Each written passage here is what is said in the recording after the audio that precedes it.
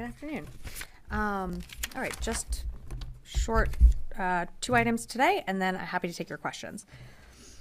Yesterday and today, Secretary Austin met with Southeast Asian defense leaders for the 14th ASEAN Defense Ministers Meeting Plus in Laos, where he laid out a new vision for ensuring a free, prosperous, and secure Indo-Pacific region through enhanced U.S. defense cooperation with Southeast Asian allies and partners. Centered on ASEAN and its member states, this enhanced cooperation seeks to advance the collective capacity of ASEAN and individual Southeast Asian nations by building capabilities, exchanging expertise, ensuring free trade, and bolstering sovereignty. You can find the full Department of Defense vision statement for a prosperous and secure Southeast Asia, as well as a readout from the Secretary's engagements on the margins of ADMM Plus on defense.gov. And looking to tomorrow, the Secretary will wrap up his trip to the Indo-Pacific with a historic first-ever visit by a U.S. Secretary of Defense to Fiji. He'll meet with the Prime Minister and other leaders to strengthen our bilateral defense partnership and discuss ways in which the U.S. will continue to invest in the Pacific Island region.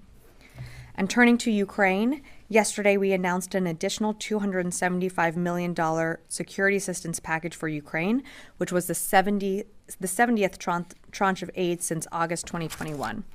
This Presidential Drawdown Authority package provides critical capabilities, including munitions for HIMARS, artillery, anti-tank weapons, drones, and protective equipment. And with that, I'm happy to take your questions. Lita. Thanks, Sabrina. A couple of questions on the missile strike in Ukraine. First, can you confirm it was an intermediate range missile? Second, did Russia provide advance warning? And can you give us some sort of clarity on who they call and how much advance notice did they give?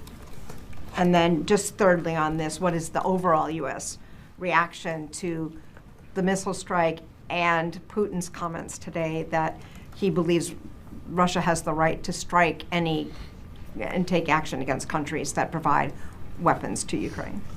Thanks, Lita. So trying to remember some of the order of your questions. So I can confirm that Russia did launch an experimental intermediate range ballistic missile. This IRBM was based on Russia's RS-26 Rubezh intercontinental ballistic missile model. In terms of notifications to the United States was pre-notified briefly before the launch through nuclear risk reduction channels. For more, I'd refer you to state on that. And I think your third question was on our reaction to Putin's comments. I mean, we've seen this type of dangerous, reckless rhetoric before from President Putin. What we're focused on is continuing to support Ukraine with what it needs. Ukraine, as you know, has been successful in continuing to push back against Russian aggression.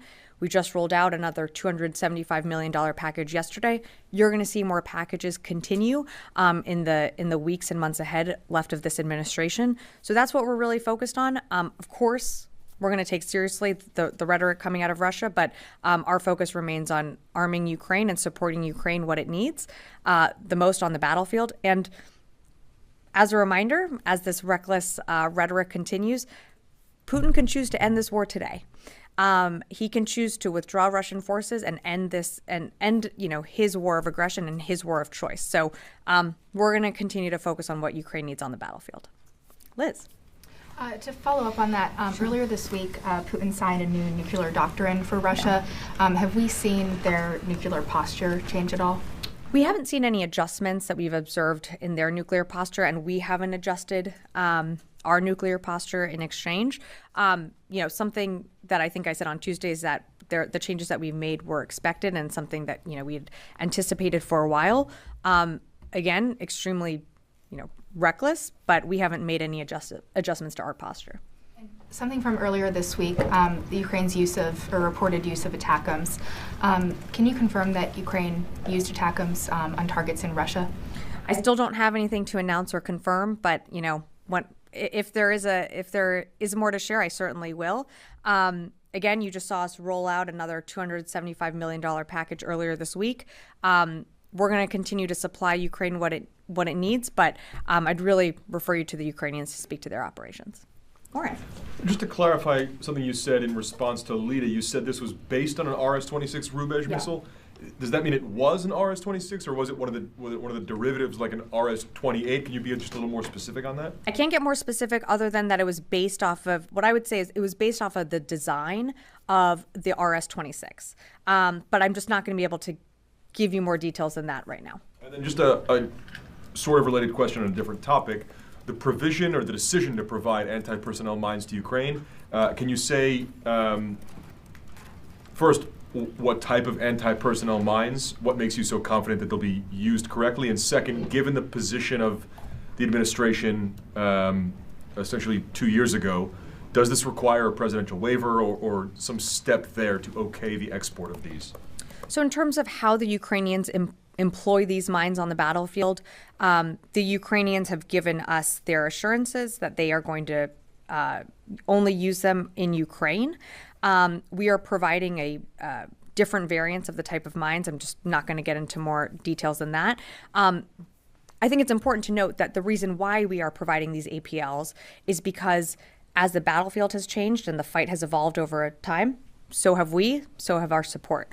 And I think you saw the secretary speak to this on his travel, but Russia has changed their tactics. So they're not leading with their mechanized forces, they're leading with dismounted forces.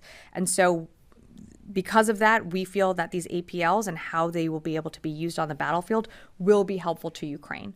In terms of your second question on if there needs to be something, a type of waiver, I'd refer you to the White House to speak to that.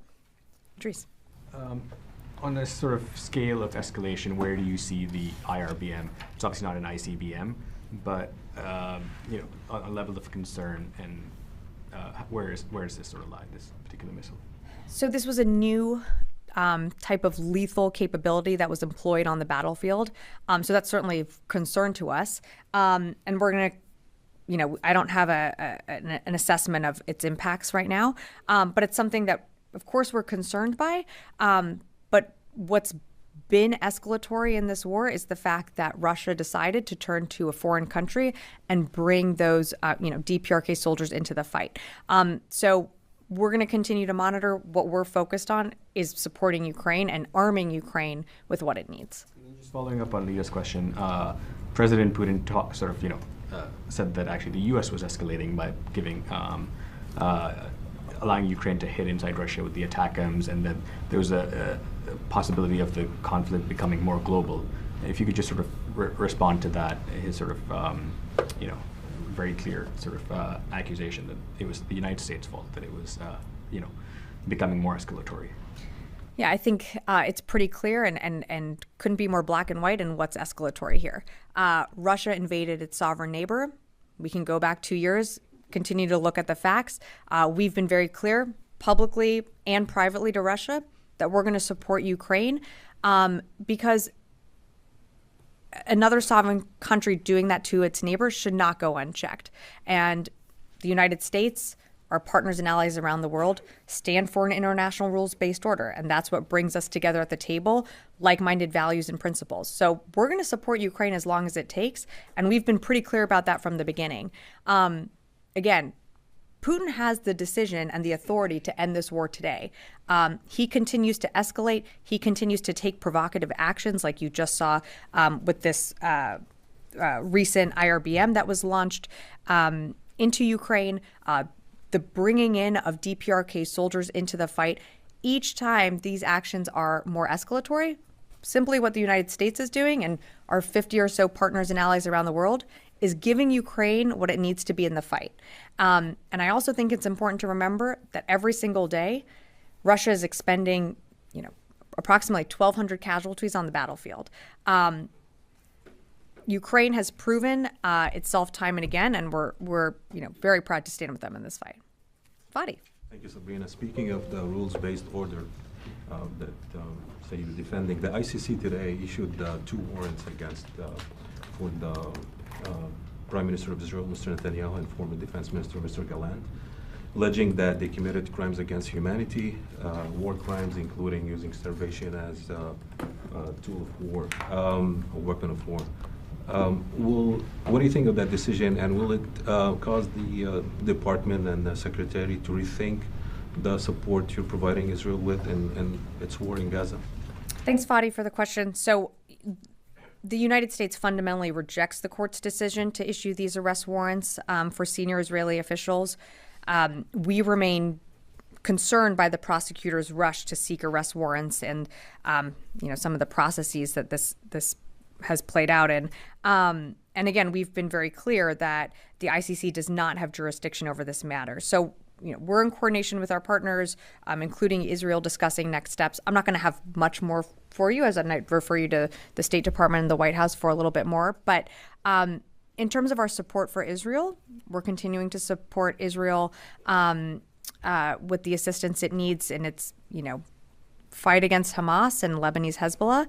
But that doesn't mean that we can't continue to make clear our concerns on the conduct and how they are conducting those operations, whether it be in Gaza or on the northern border. So you're rejecting the decision based on, I guess, technicalities and jurisdiction. Mm-hmm. What do you think of the allegations? Committing war crimes and crimes against humanity.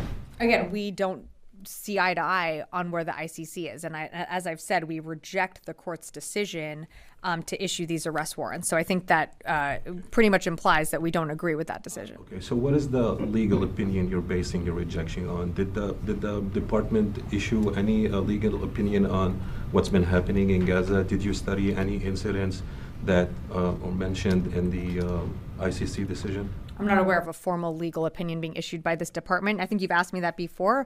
Some of the things that, either public reports or private reports or reports from, NGOs, we always take those seriously. And we've had those conversations from here at the podium. And when Minister Gallant was in the seat previously, the secretary was regularly engaging with him about what was happening in Gaza, what was happening on that northern border in Lebanon. And we take it so seriously that we installed a maritime corridor to get aid into Gaza. So it's something that we're going to continue to engage with the Israelis on. And we have people in the region right now engaging on these issues that you're raising. So again, I'm not aware of like a legal review coming from this building, but all the issues that you raise every single day, whether it be here in this briefing room or in our office, we take very seriously. I have one more follow-up. Of course. So if you don't have any legal assessment, how can you reject what's been presented by a legal body, one of the highest, it's an international law court. How can you reject it if you don't have a counter legal assessment? Is it a political rejection?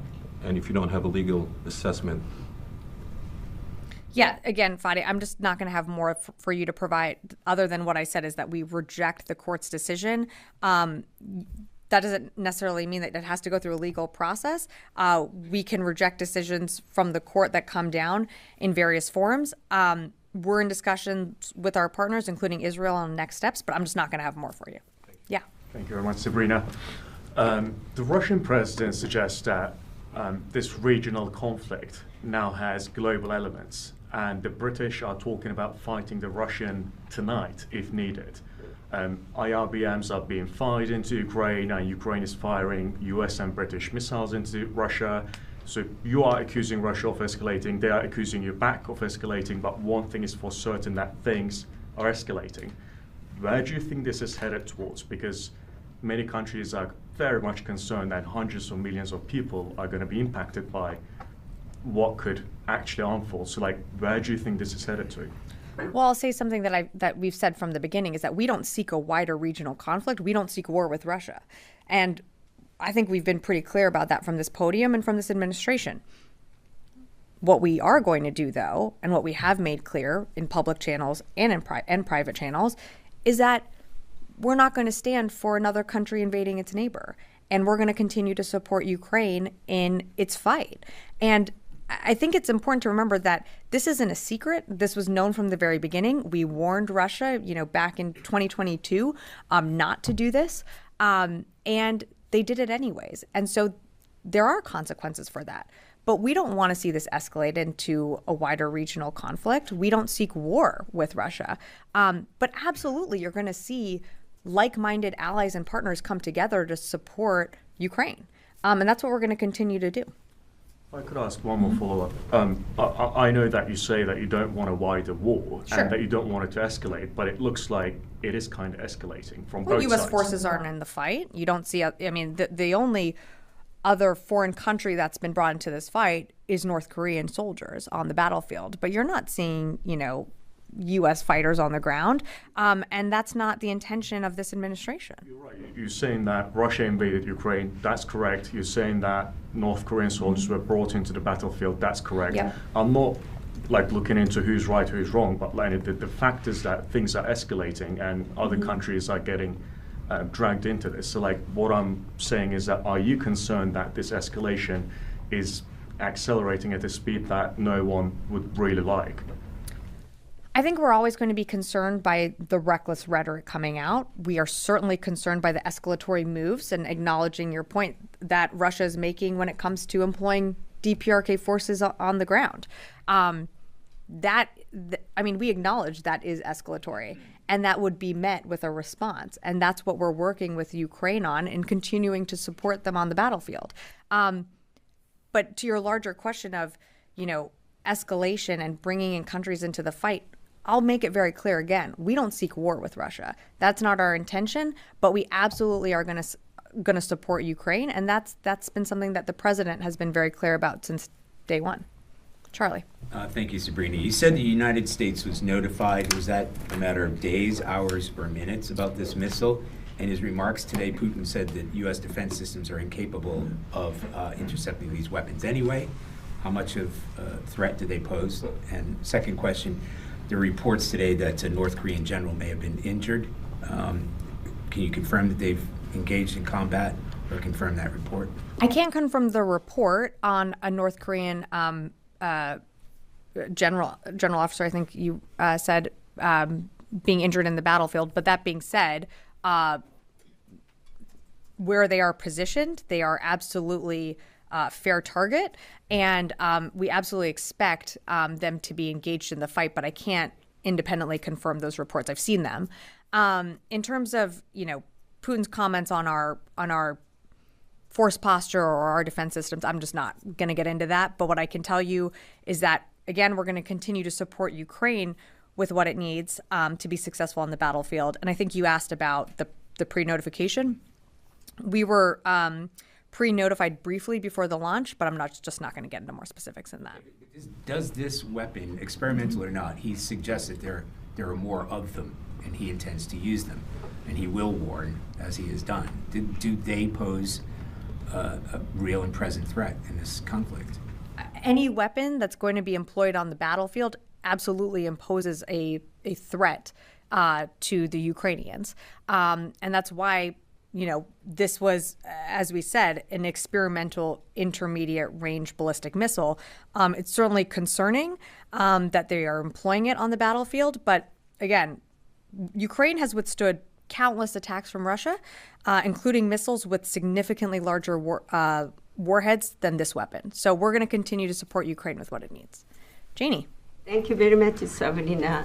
A few questions about Russia, North Korea, and Ukraine. First question, North Korea announced that it will send 100,000 more troops if the soldiers it dispatches die in the Ukraine war. And also President Zelensky said that up to 100,000 North Korean troops would dispatch it in the battle. How would you react to that? So we're not tracking that 100,000 North Korean troops have been sent to Russia or to fight in this war. What we are tracking and our assessments is that there's probably over 11,000 DPRK soldiers that are in the Kursk region. And as I said on Tuesday, could there be more that get sent to the battlefield? Absolutely. Something that we're going to continue to monitor. But right now our assessment is that it's approximately 11,000 or over 11,000, I should say, in the Kursk region. It is known that the North Korean military is participating in battles by joining the Russian Marine Corps and airborne troops. Also, the video shown in Ukraine reported that several North Korean soldiers were killed and injured. Does the U.S. have any information on the number of North Korean casualties and injuries in battles? Similarly to what Charlie asked, I just can't confirm reports that they've started to engage in battle. I've seen the public reporting out there that a general officer was wounded, but again, I can't confirm it. Do we expect these soldiers to be brought into the fight? Yes, absolutely. They are in Kursk for a reason. But I just can't confirm those reports that are circulating right now. We'll certainly keep you updated on that. Yeah. Can I just go over here? Yeah. Thank you, Sabrina. Despite your rejecting the ICC's decision about Mr. Netanyahu and his previous defense minister, Gallant, there are many ally countries in NATO, like Canada, France, are accepting the decision. But my question will be about the core issue, which is the humanitarian crisis in Gaza. Mr. Secretary was the first to say that the humanitarian issue in Gaza could be a tactical defeat for Israel if they don't take care of it. Mm-hmm. So now we are far beyond that line, and you just sent a shared letter with the State Department to the Israelis to recheck their position and the humanitarian situation in Gaza, or otherwise you could see what you are going to do with the weapons supply to the Israelis. So after this decision, even if you reject it, do you have anything to do to check the humanitarian issue in Gaza and improve it for the Gazans? Sorry, just to understand a little bit more of your question, you're asking if the United States, is monitoring the humanitarian aid getting into Gaza? The decision of the ICC is another thing, but the humanitarian issue and the problems are there. Right. So are you going to do anything to address this problem in Gaza? I mean, every single day we are engaging with the Israelis. And it's not just the Department of Defense. I mean, you have other agencies like USAID, you have the UN that are engaging at their levels to ensure that aid can get in. I think, there are, and certainly, when the secretary has engaged with his counterpart, they do understand that there is a need to get aid into Gaza. And to your point, you don't want a tactical victory to be confused with strategic defeat, which is something that the secretary has spoken about. So absolutely the need to get aid in to the people of Gaza, that is strategic in and of itself. That needs to happen. We're not on the ground. We did set up that maritime corridor over the summer to get aid in as fast as we could. We're working with the Israelis. As we've spoken about, they have opened more crossings, so we are seeing more aid get in. Is it enough? No, more needs to get done. And that's what we're continuing to impress upon them. About the Russian missile attack, you said we pre-warned about it. Was that like it's not a nuclear attack warning? Or it was it was through the nuclear risk reduction channels, and we were briefly notified before the launch. Wafa. Thank you, Sabrina. I have two questions. Sure. First on Iraq. According to very trusty sources, Iraqi sources, Iran-backed groups are manufacturing drones and managing their operations against Israel from Sinjar. Do you have any indication that confirms this? And also, do you have indication that Israel is getting closer to target or attack these groups in Iraq? I don't have anything on Israel. I would refer you to them to speak to what they plan to do or any operations. In terms of IMG groups within Iraq, I mean, we've certainly seen them launch, attacks at U.S. forces, but also attacks towards Israel. In terms of what you're referencing and like production or things like that, I don't have any confirmation of that happening in Iraq. What I can tell you is that Iran continues to supply these groups with what we've seen, whether it be drones, ammunition.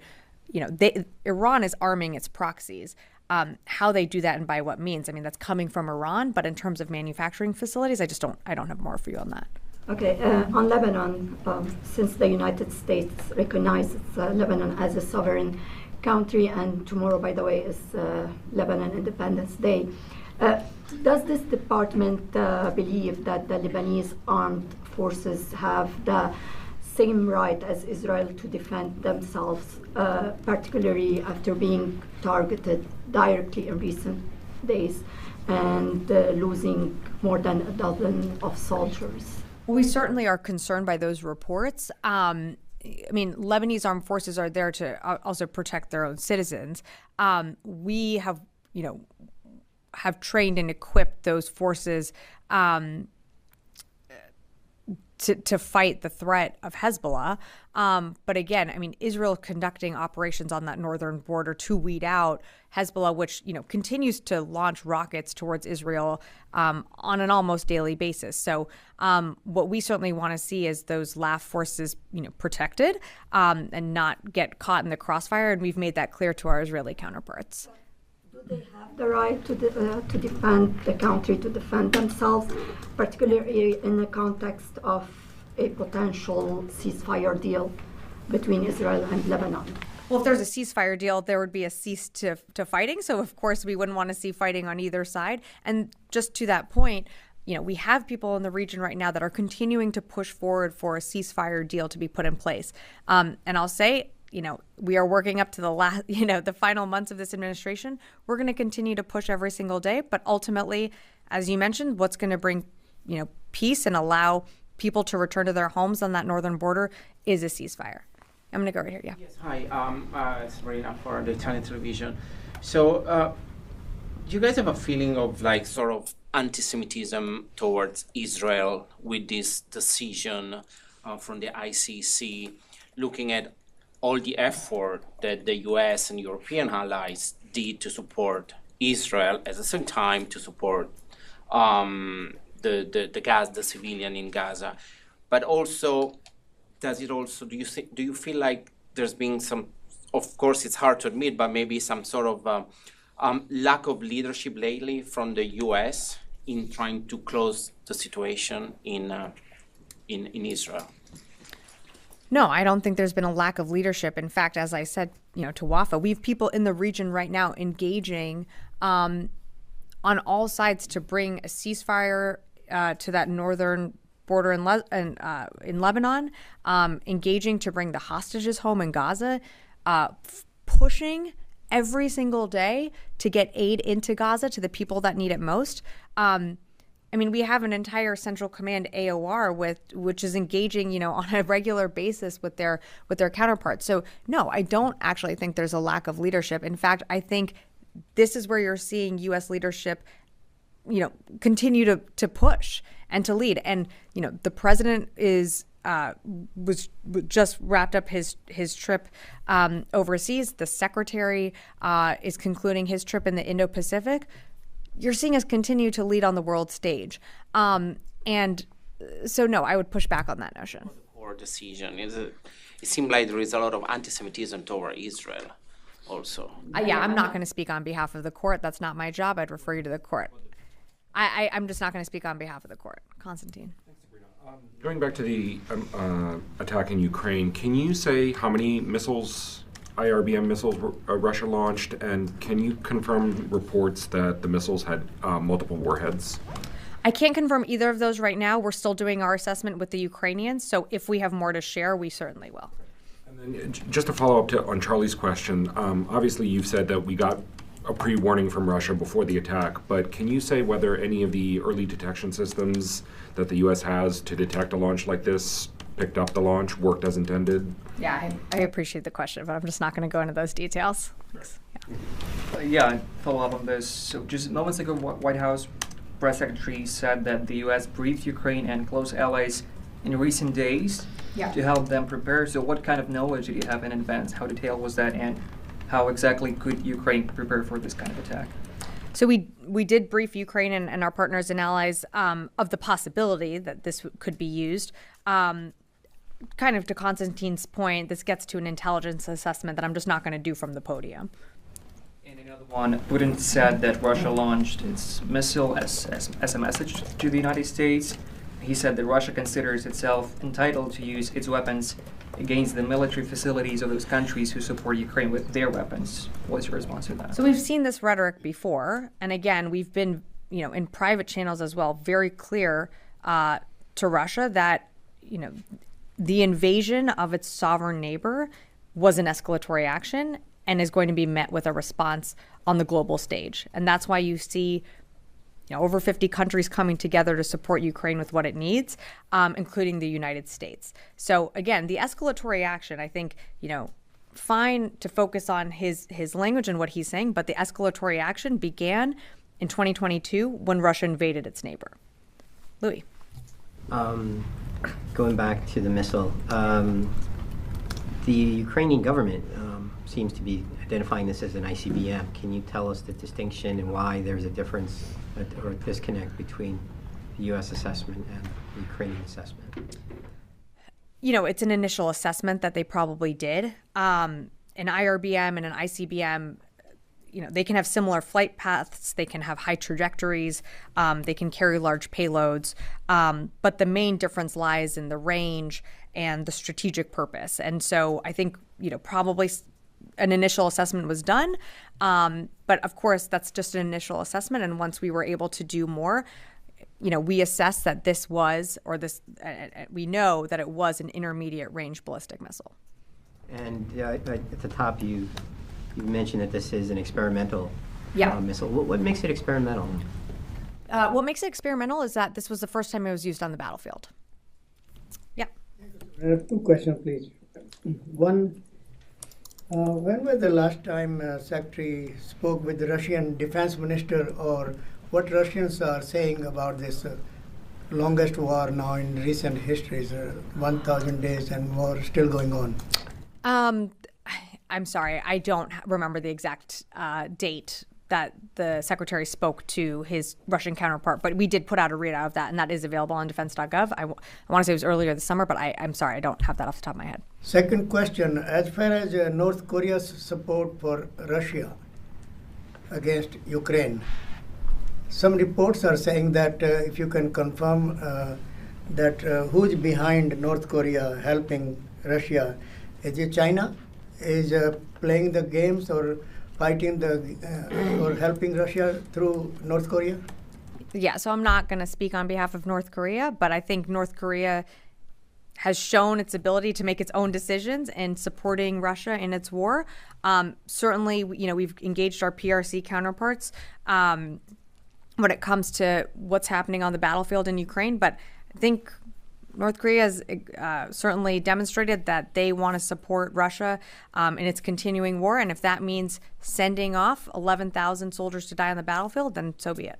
Just a quick speaking with the Chinese counterparts and all that. What are they saying, or what is their reaction on this Ukraine and Russia war, and now North Korea involved? Yeah, I'm certainly not going to be the spokesperson for the PRC. Yeah, in the back. Yeah, and then I'll come to Idris. I wanted to ask a question about the anti-personnel mines. Sure. Can you confirm that those were included in the package yesterday? And are you expecting to send multiple tranches of those? They were included in the most recent drawdown. In terms of further packages, I just don't have more to preview. But we've made a commitment. Could they be provided in future packages? Sure, but I just don't have anything to preview right now. Can you also detail at all how much oversight there is going to be on tracking those and how they're used in Ukraine? Well, so once once our equipment or any capabilities turned over to Ukraine, we work with them and they give us assurances of how they're used. Ukraine has given us the assurances that they're going to be used on the Ukrainian territory. But it doesn't change the requirement that Ukraine is going to have to conduct a massive demining effort at the end of this war to remove any unexploded ordnance, both from the landmines that Russia hasn't put in place and also to anything else that has been used on the battlefield. We've already seen them conduct this type of operation, in some of the territory that they've recaptured. But, the U.S. is committed to supporting them and to helping them with what they need in those demining efforts. But absolutely, they have committed that they're going to use these mines in their own territory, and I should have added that they're not going to use them in populated areas. So there's no additional tracking in addition to what would be with other equipment. We're not tracking it in terms of where they place them, but certainly we are going to, they have given us their assurances that they will be employed in a way that, protects civilians as well. Idris, yeah. Answered Louis' question. He said it was experimental because it was the first time it was used. It was the first time we've ever seen it used on the battlefield. That's correct. A experiment or a test that they carried out, or is it now operational, I guess? Sure. Sorry, I didn't mean to not expand more on Louis' question. That's really for Russia to speak to. If they consider this a test, the way we would consider this experimental, in that this is the first time we've seen this type of capability used. We haven't seen them use this previously, and it's it's a new capability. Then instead of experimental, sounds like it might be developed. Well, might not be developed. This is like where I would refer you to. I can't say it's a new capability in that it is building on a capability that they have. As I said, it was based on the RS-26, but it's the first time that we've seen it employed on the battlefield in this way. So that's why we consider it experimental. But again, for Russia, characterizing it as a test, or do we expect them to use this again? That's not something I can really answer. Compared to their other IRBM capabilities, I just don't have more for you right now. Is this missile capable of carrying a nuclear warhead? It could be refitted to certainly carry different types of, conventional or nuclear warheads. But, again, that's all I could share with you today. Okay. Thanks, everyone.